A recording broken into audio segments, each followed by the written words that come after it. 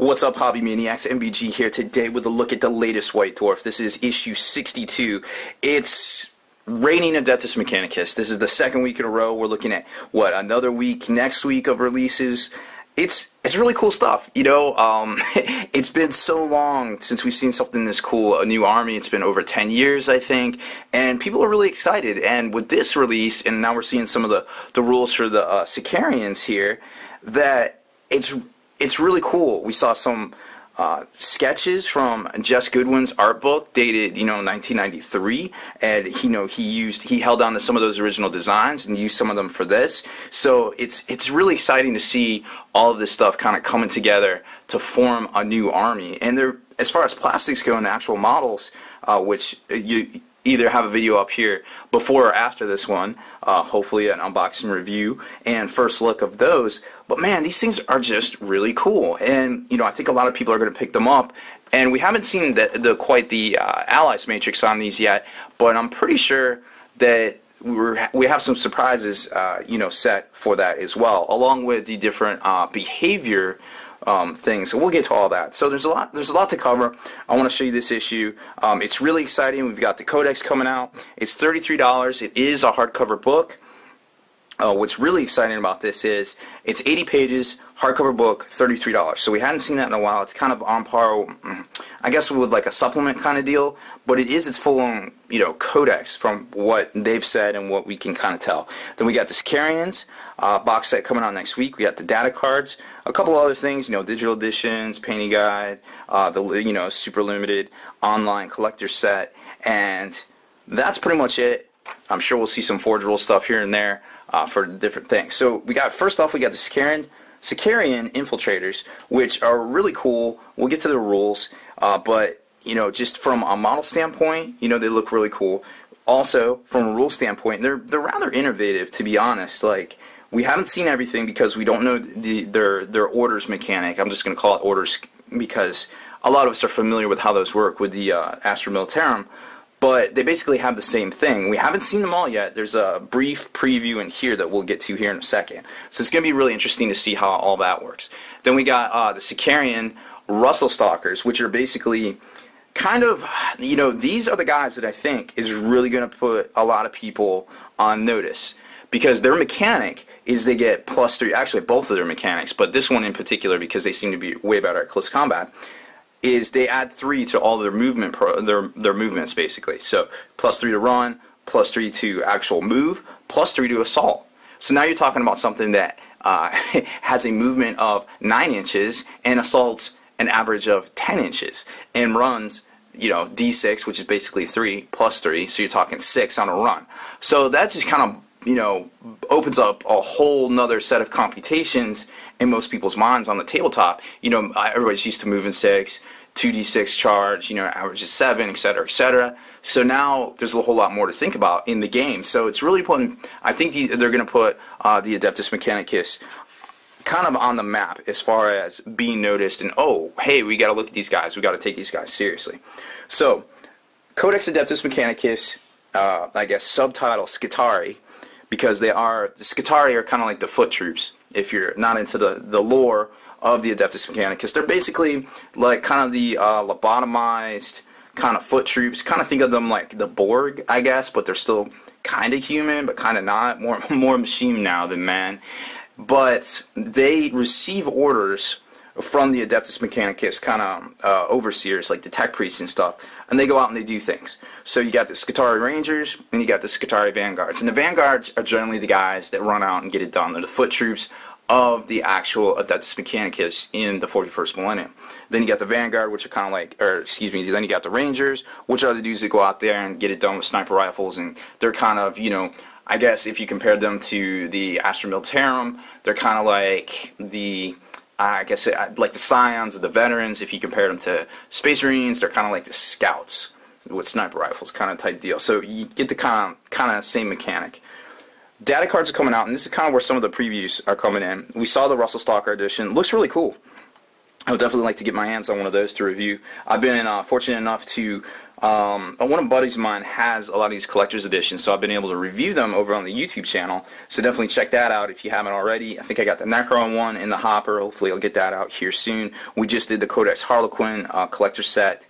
So that one was really interesting. They seem to be getting better and better, and I definitely have my hopes set very high for this particular edition here. So hopefully we will do a unboxing / first look for you guys on that one as well. I wish I could afford such things, but I resort to eating chili these days just to get it done. But keeping that in mind, let's take a look at the Skitarii here. So we've got, this is kind of what I was talking about here, the Doctrina Imperatives, which are basically like the orders that we talked about earlier, with the Astra, with the Astra Militarum, kind of like the order system. And it seems like it's the same way with the Mechanicus. Now, I haven't seen a whole lot of leaks on this, exactly how this works, but this one looks really interesting. It gives them +3 to their ballistic skill, and that actually makes it 7, which gives them a reroll. So it lasts for a turn, requires a leadership check. There is some pieces of war gear that give them, +1 to that check, so keep that in mind too. Also, if the, the character, the sergeant of the squad is alive too, it also helps. Then we got some Miniature of the Year was a little feature in here where readers basically voted on which one they thought was the Miniature of the Year. Interestingly enough, 96 plastic and resin kits came out last year, so I guess they're either including fine cast or forge rolled in that. I'm not exactly sure. But that's really interesting from Games Workshop as a whole. 96 miniature kits came out last year, and these are your top 10. Really, I mean, I totally see it. They didn't really include any forge rolled in here, so that's also interesting to see too. So we do have the Smog, which is a great kit. So I definitely go along with all this. I think the Gorkanaut was cool. This guy was cool. As far as characters go, the Sanguinary Priest was definitely dope. I mean, Archon the Black, Nagash, very cool stuff. So hopefully we'll see a lot more cool things in the near future. I wanted to show you the paint splatter in this one. Oh, here we go. Let's talk about the rule. Oh, here's the paint splatter first.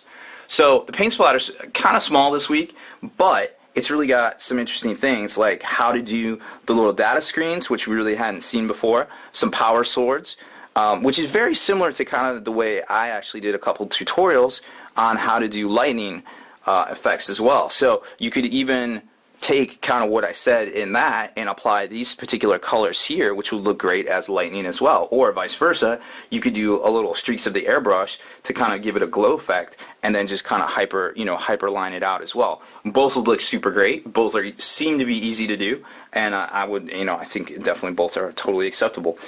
Cables, kind of doing some hazard stripes. They also put on here, instead of highlighting the yellow, they actually went back and highlighted the black. With this Fenrisian gray. So that was interesting to see too. So always some really cool techniques in the paint splatter. Actually, I get a little sad on the inside when they don't put a paint splatter in one of the issues, because man, they're just so good. They really inspire me. Seeing these new models really inspires me. Seeing the paint splatter articles really inspire me. Let's talk about the rules real quick. And I don't want to get too down a rabbit hole here because it's going to kind of take away from when the actual codex comes out. But just some things right off the bat that I noticed that seem really interesting. You got the Taser Goad, which basically is like Tesla. A roll of 6 gets you 2 extra hits. Very cool. Then there was another thing here where you can basically take conversion field. I think it's just going to be restricted to the actual veteran sergeants. They don't say, they just say you can take the special gear right here.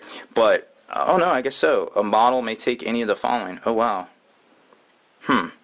Oh, special issue war gear. Okay, so yeah, I was right. So the veterans can basically take this. Now I'm not sure. I'd have to think about it strategy-wise. A sergeant taking a conversion field, is it worth it to upgrade the particular sergeant in the squad? I don't have the answers for you right now.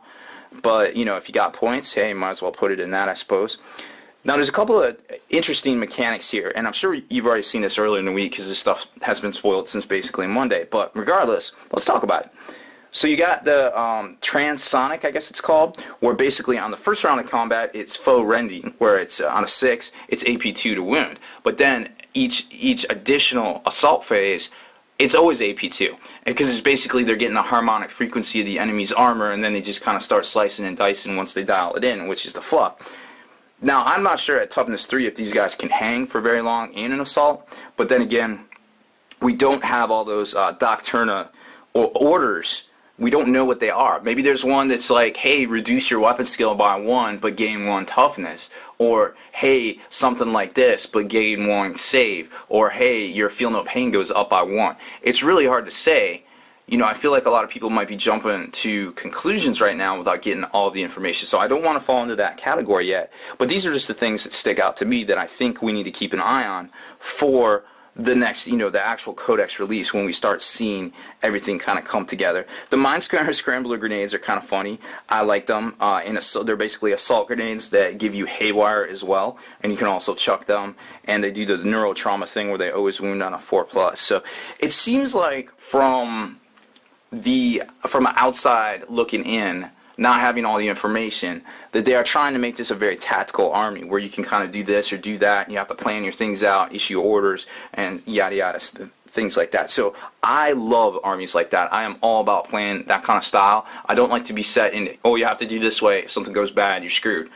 I want to have fun on the tabletop, and I want to have options on the tabletop, and I think these guys are where it's at, and I'm really excited so far. The Dune Strider special rule, kind of like what we talked about, the +3 your movement for everything. I think that's a very interesting mechanic. We need to keep some eyes on here. Bulky, we haven't seen the rules yet, the complete rules for the APC Walker thing. So it's very interesting that they mark these guys bulky. As far as points go, again, I don't want to jump down the rabbit hole too much here and talk about this and not have a lot to talk about when the Codex comes out. But these guys are around 32 points each. These guys are a little bit more, but they're basically like a hybrid between a Space Marine and a Terminator. They have 2 wounds, which at this point cost excites me a lot. I think that's cool. They are toughness 3, but they have a 4-up save. So you kind of like go back and forth. You have feel no pain, regular feel no pain, not the 6-up feel no pain that the Skitarii have. So it's like you got to run the numbers on it. I haven't done it yet. I don't have a whole lot to report for you guys there, but I'm very hopeful that it's a good thing. They got good leadership. You know, they got the basic toughness, but the weapon skill 4, ballistic skill 4, and then where you can pump up the weapon skill to become 7 and the ballistic skill to become 7 for a turn definitely excites me a lot. The stub carbine right here is a 3-shot assault weapon, which with the ability to infiltrate and the ability to pump up your ballistic skill to 7, it really excites me as well. That's a lot of shots down range. A large volume of shots, definitely hitting, may not wound as much because, you know, the strength of the weapon isn't, you know, overly bearing, but it's definitely something to keep in mind. These guys here are pretty cool. They have, what was it, the Transonic Razor, which is basically close combat. So you kind of got your options. If you want to do shooty, you got to go with these guys. If you want to do close combat, you got to go with these guys. It's going to be very interesting to see what the APC rules are on that. And that's pretty much it for this issue. We saw, I guess the little teaser right there is basically the Dune Stalker guy or whatever, the Onger Dune Stalker kind of guy that should be coming out next week. We already started to see some leaks of that. But overall, I think it's a really good issue. Definitely pick it up. You know, there's some fantasy stuff in here. There's some preview stuff in here for some other things. There's a really good paint splatter, obviously. So it's a great issue all the way around. I definitely think, you know, head on to your local game store, GW store, order it online, get the digital.